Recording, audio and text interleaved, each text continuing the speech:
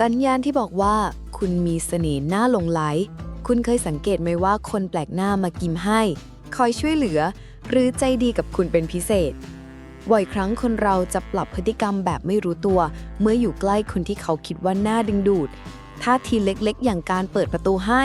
หรือเสนอตัวช่วยโดยไม่ต้องร้องขอล้วนเป็นสัญญาณบางอย่างที่บอกว่าเขาประทับใจในตัวคุณ